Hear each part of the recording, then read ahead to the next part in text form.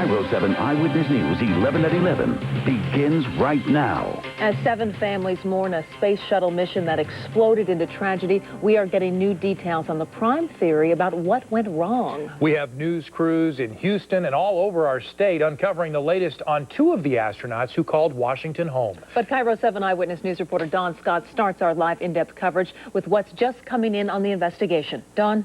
Tonight, as NASA pieces together Columbia's last moments, thousands of pieces of debris are being recovered. There are many clues, but few definitive answers as to what caused the space shuttle to break apart. The first sign of trouble began as Columbia streaked over Northern California 7 minutes before it disintegrated in the skies above Texas. Later, sensors showed a series of failures on the left side of the shuttle, heat in the wheel well, increased drag, and rising temperatures in the left wing. The temperature rose 60 degrees over 5 minutes. NASA is also focusing on this image, which shows 80 seconds into flight, a piece of debris on Columbia's external fuel tank coming off and hitting the underside of the orbiter left wing. There is fear the debris knocked off heat-protecting tiles. Still, NASA cautions it has reached no conclusions. I don't have any smoking gun. I don't have anything that I can tell you is the root cause. In Texas, a painstaking recovery of more than 1,000 pieces of debris. Helicopters scanned a nearby reservoir where a section of the shuttle as large as a compact car is submerged. Amid the ground wreckage scattered over 500 miles, a helmet, a singed mission patch, and tonight the grim discovery of body parts. Incredibly tough news for family members of the 7 crew members and NASA, too. Yesterday was probably the hardest day in my life to have to sit down with the families of close friends and tell them that their husbands and wives and moms and dads aren't going to be coming home. Remains of the astronauts are being sent to Dover Air Force Base in Delaware. Meantime, pieces of the shuttle will be moved to an Air Force base in Louisiana to be examined by experts. Reporting live in the Satellite Center, Dawn Scott, KIRO 7 Eyewitness News. Dawn, thank you. Now we turn to KIRO 7 Eyewitness News reporter Essex Porter, who is live in Houston. Essex, what's the latest there tonight? Well, while Houston is home to the astronauts, it is also home to President Bush. Now the president is heading home to lead NASA's special memorial for the astronauts on Tuesday. More flowers frame the entrance to the Johnson Space Center tonight, along with flags and balloons and notes expressing grief and appreciation. I don't know what to say. I was just very, very emotional about it, and I just felt like it would be a wonderful thing to come by and pay our respects to the heroes. Earlier, 2 astronauts were mourned at Grace Community Church in Houston. Mission Commander Rick Husband sang on the choir here. It's a tragedy to all of us. It touches all of us. Our hearts go out to their families. Michael Anderson from Spokane was respected and well-liked. He was a very faithful member of our church, and it's just a tragedy, but we know where he is. We know that he's home with God. Parishioners still comforting each other as they remembered the men they'll miss. Many still in tears as they left the service. He's going to be greatly missed, and it was a great privilege to know him. Great privilege. As the candles glowed tonight, a NASA Space Shuttle engineer had to be here too. I work with these guys every day, and it's a sad day. Sad but grateful for 7 astronaut heroes.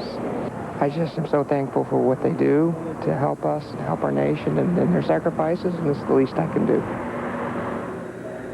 But even more than heroes, here in Houston, the astronauts were also friends and neighbors. Reporting live from Houston, Essex Porter, KIRO 7 Eyewitness News. Thank you, Essex. And the astronaut in charge of more than 80 science experiments on the shuttle called Washington State home. Payload Commander Michael Anderson grew up around Spokane and went to the University of Washington. Our in-depth coverage continues with KIRO 7 Eyewitness News reporter Rick Price live in Spokane, where Anderson's church family is honoring their close friend. That's right, and as a matter of fact, from the church to the city hall, which is just down the street here, people are talking about a permanent memorial for Michael Anderson. That happened even as his church community got together today to say goodbye.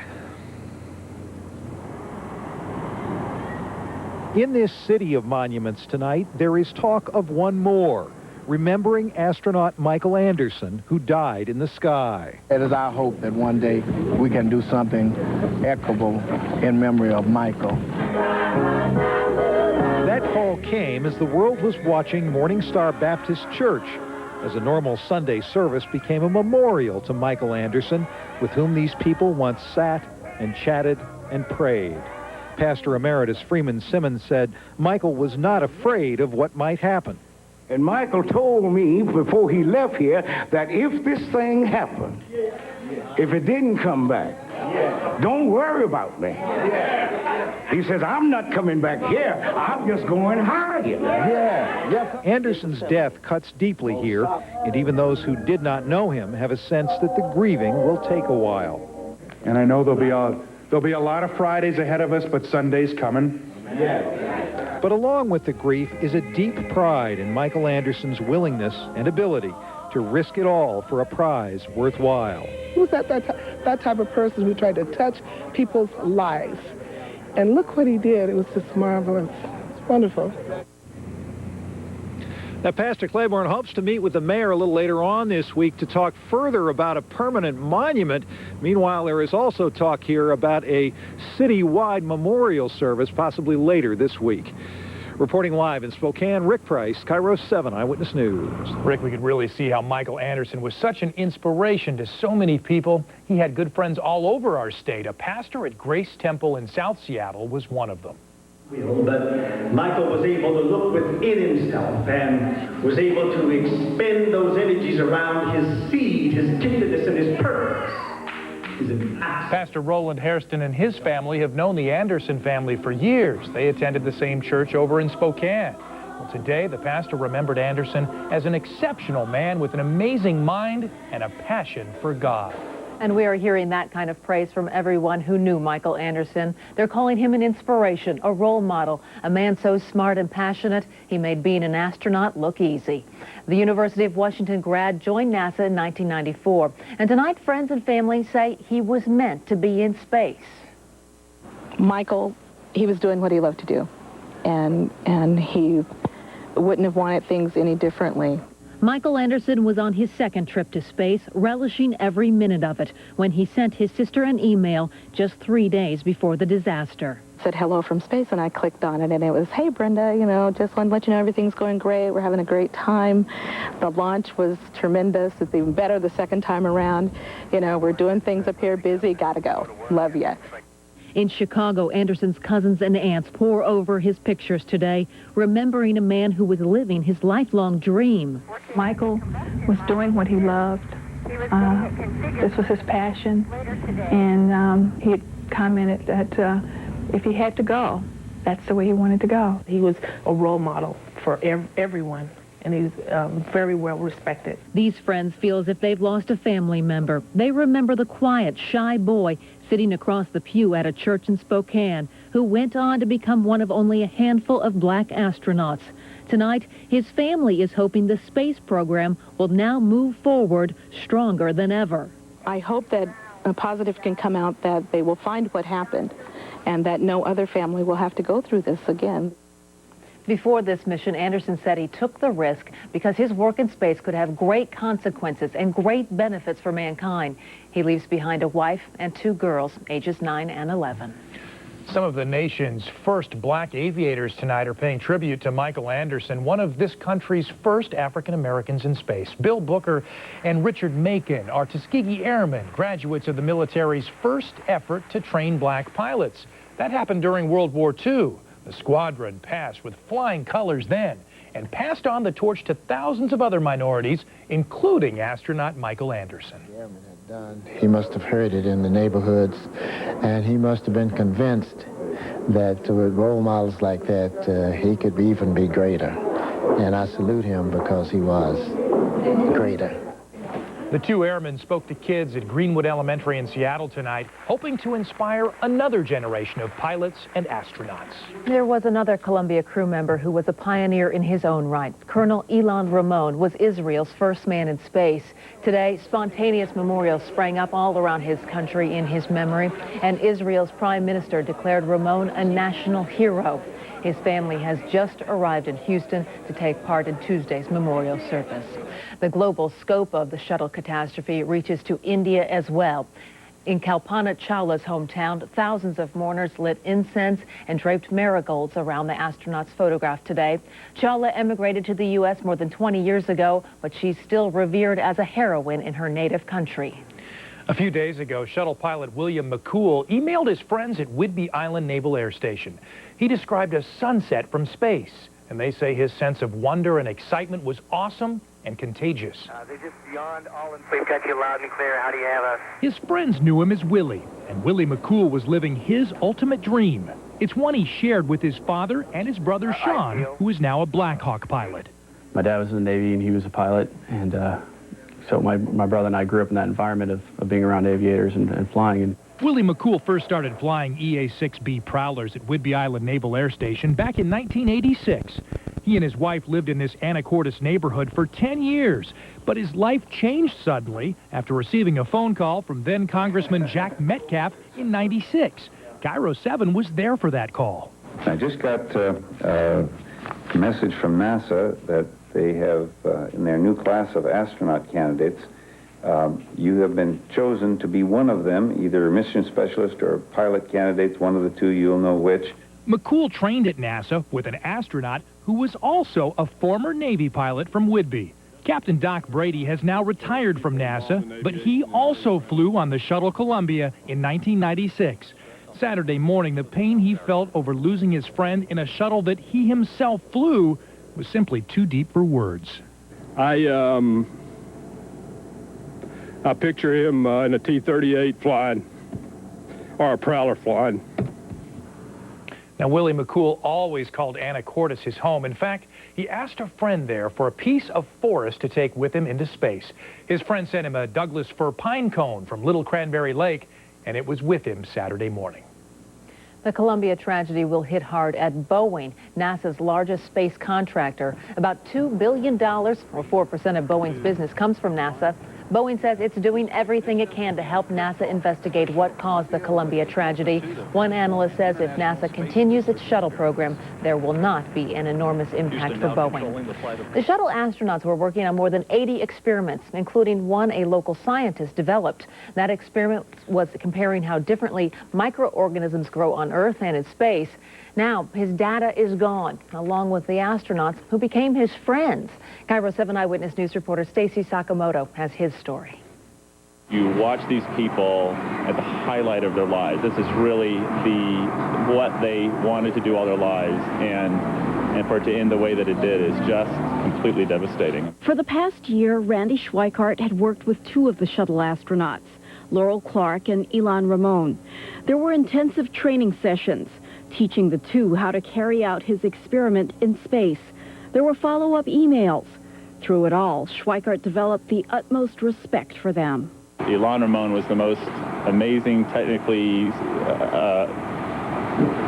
refined kind of person. He understood exactly what we were talking about. He remembers Laurel Clark's ability to focus on the task at hand, and he remembers one instance when she needed to leave a training session. She says, but, I've got a 7-year-old son who has a birthday party, and I have to go to attend to that. And it really was kind of a striking experience for the trainers and for me as the principal investigator to think, as you really step back and realize, this is a woman who has a family to take care of. Schweikart's thoughts are of the astronauts' families. His own father was an Apollo astronaut, so he grew up hearing about the risks, grew up knowing astronauts were a special breed. When I grew up in Houston, every other family on the street was an astronaut. As a young boy, he celebrated his father's safe landing.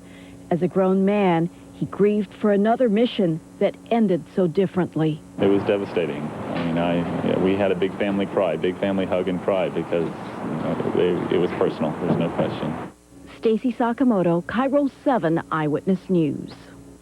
We'll be working all night long, uncovering new details on the Columbia tragedy. Our live, in-depth, continuing coverage picks up again tomorrow morning on KIRO 7 Eyewitness News beginning at 5 a.m., and we will have the overnight developments for you then. New tonight, breaking news of a manhunt after a shocking home invasion attack. Police tell us two men burst into an apartment in South Seattle and sexually assaulted a woman. Investigators have not released descriptions of the suspects. As you can imagine, the attack is shocking neighbors. That scary. Don't want that happening to my wife or my family. No other details are available at this time. We will bring you any new developments as they come in. Now to the breaking news tonight on the Seattle waterfront, where federal agents reportedly stormed a ship. KIRO 7 Eyewitness News reporter Allison Grandy joins us live with what she's uncovered. Allison? Sally, the ship we're talking about is seen behind me here. It's called the New York Express. I just got off the phone with the Seattle office of the FBI, and they say they escorted the ship in. The Coast Guard escorted that ship in today, and then around 6 o'clock, when it was safely docked, federal agents went on board the ship. Now, they will not tell us what is going on board, but they did confirm this has nothing to do with terrorism. There are several federal agencies on board, including the FBI, the INS, the U.S. Customs, the Coast Guard, the Port of Seattle Police are helping with the investigation, and so is the Seattle Police Department. We do know this ship arrived from Tokyo and was scheduled to leave Seattle on sometime today and tomorrow actually, and head down to California to hit some of the ports down there. We don't know exactly what the nature of this investigation is, but we will stay here and bring you new information as it becomes available. Live in the Port of Seattle, Allison Grandy, KIRO 7 Eyewitness News. We also have breaking news tonight at Washington State University, where hundreds of students have been evacuated. Campus police ordered 400 students out of a dorm complex on campus after receiving a bomb threat. Now, investigators say they won't be allowing students back into two dorms, Straight Hall and Parham Hall, until Tuesday. Bomb-sniffing dogs found nothing today, but the school is not taking any chances. All those students will be spending the next few nights staying with friends or sleeping on the floor at the Student Recreation Center. The parents of 7 children killed in a deadly weekend avalanche near Revelstoke, British Columbia, want to know why their children were allowed into such an unstable area. It's the same area where a fatal avalanche struck 2 weeks ago. KIRO 7 Eyewitness News reporter Amy Clancy is live with the latest information and video coming in from BC tonight. Wayne, tonight we are learning that some avalanche experts believe the 2 deadly slides are related and that more may happen.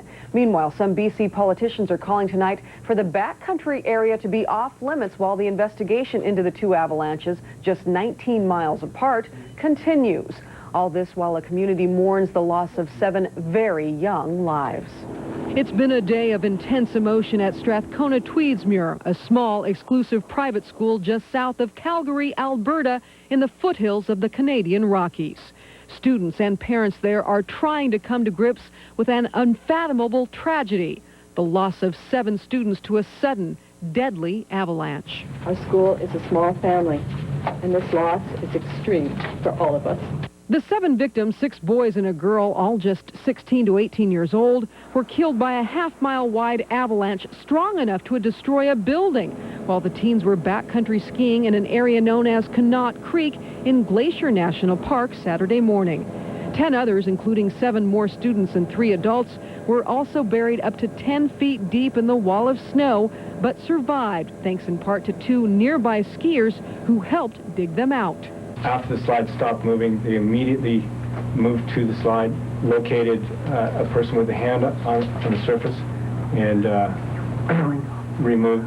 was able to extricate that person. Tonight, just 2 weeks after another deadly avalanche claimed 7 other lives in the same area,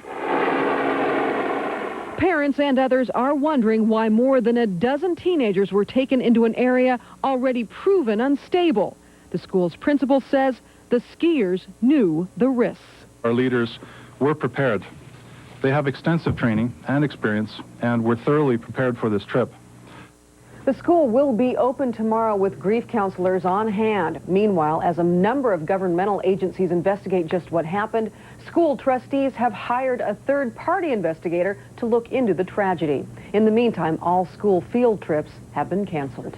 Reporting live in News Control, Amy Clancy, KIRO 7 Eyewitness News. And a world-famous snowboarder was one of the victims in that avalanche 2 weeks ago. He was honored today in Bellingham. Craig Kelly was one of 7 killed last month at Revelstoke. His family, friends, and fans gathered to celebrate Kelly's exciting life. The 7-time world champion snowboarder was in Revelstoke as part of his training to become a guide. He had a 1-year-old daughter.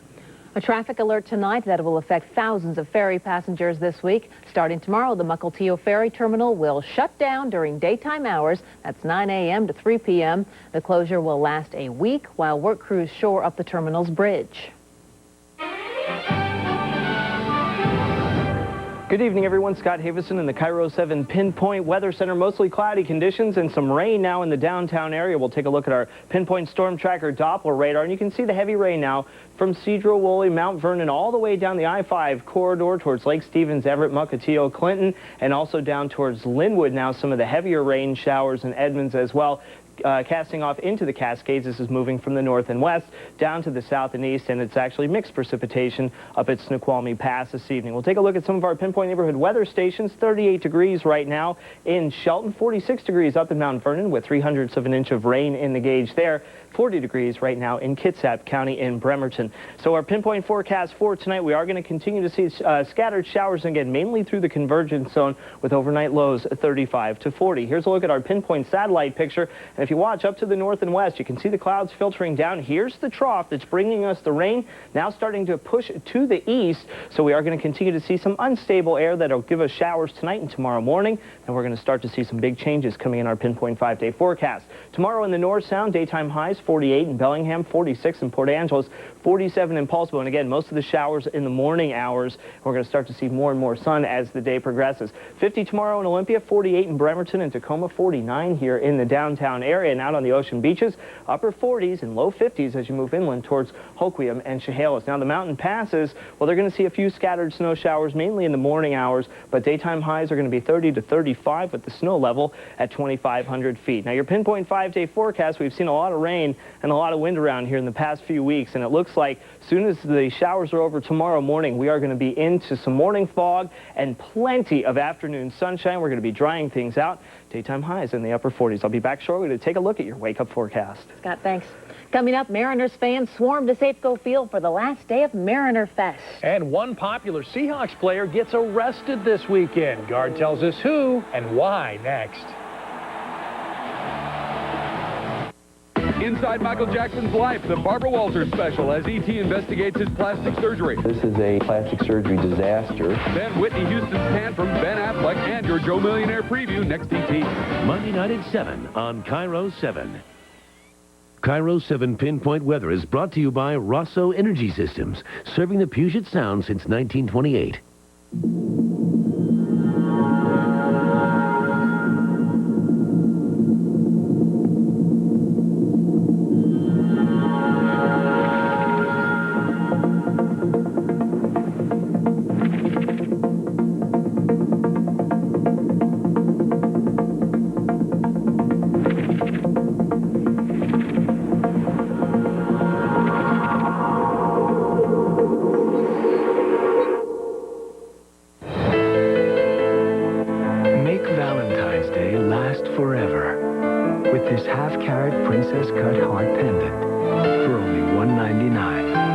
Exclusively at Zales, the diamond store.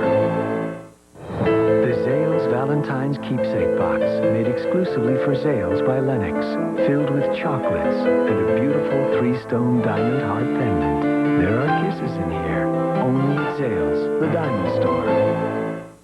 A nation divided. I had a dream, boys in blue marching past. A world turned upside down.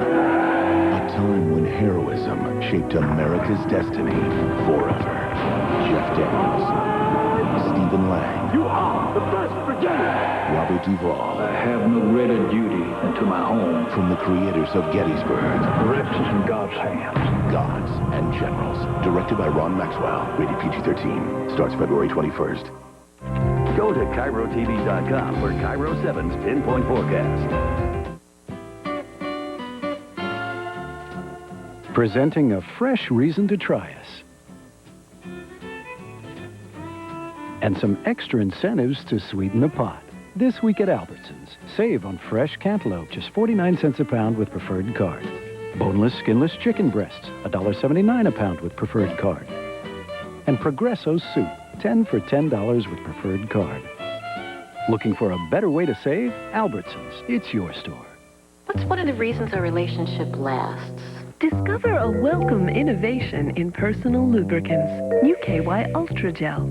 It's the neat, non-sticky, ultra-smooth experience. He says I have a very agile mind. KY Ultra Gel would like to help smooth the way to a better relationship. Call us for a free trial sample so you can experience the difference. Ultra smooth, non-messy KY Ultra Gel. It could be the start of a whole new relationship. Hey. Hi. Hey. Thanks.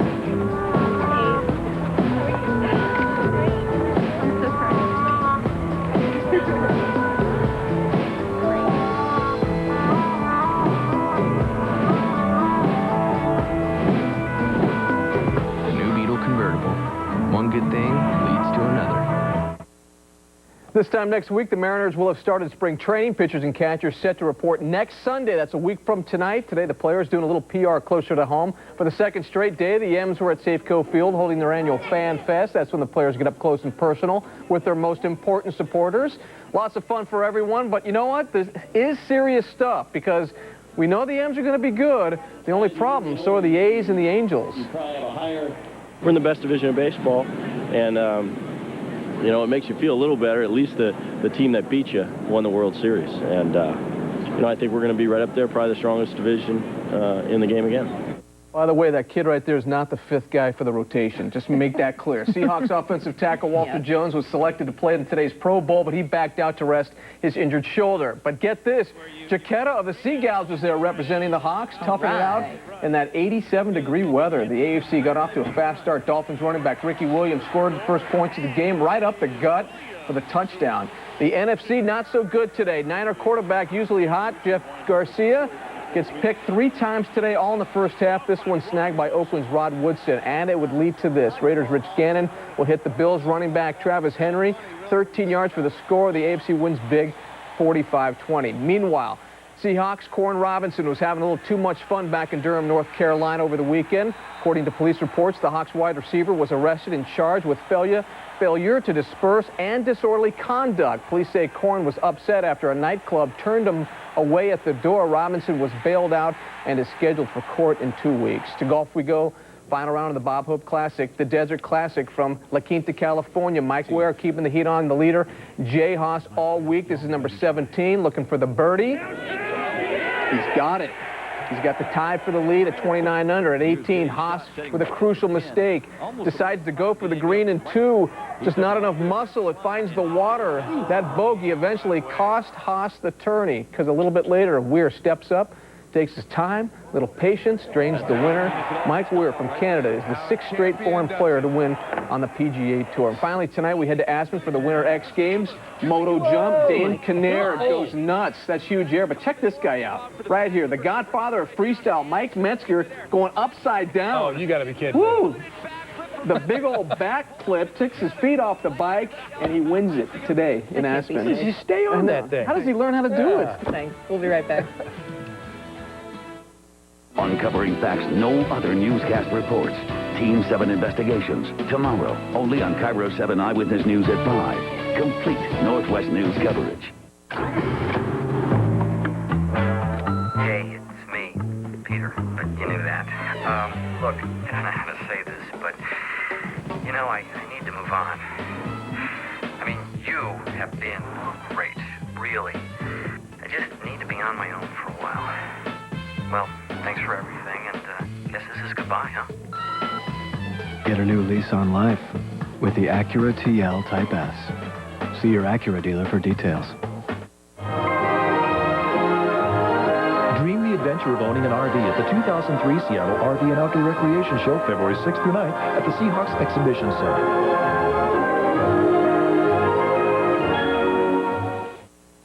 Get into Burger King today and get a double cheeseburger for just 99 cents. 2 juicy flame-broiled beef patties, topped with 2 slices of melted cheese and a fresh bun. Just 99 cents for a limited time.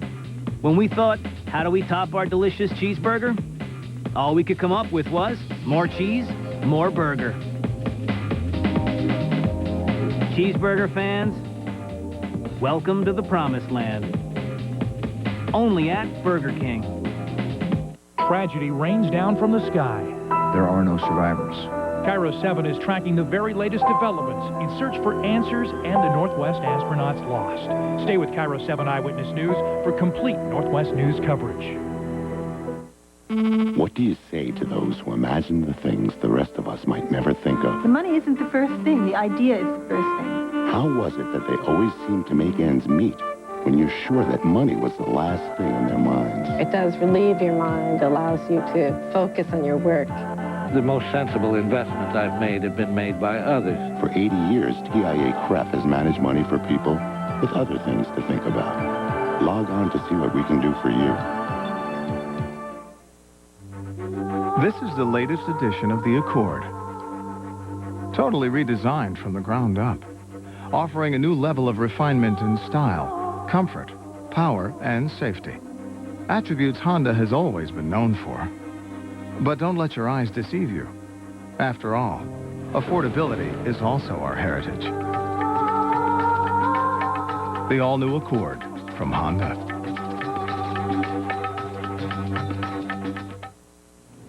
So the rain finally tapering off. It is. We're going to see a few scattered showers in the morning. Temperatures in the upper 30s and low 40s, and the sun is going to be around all week.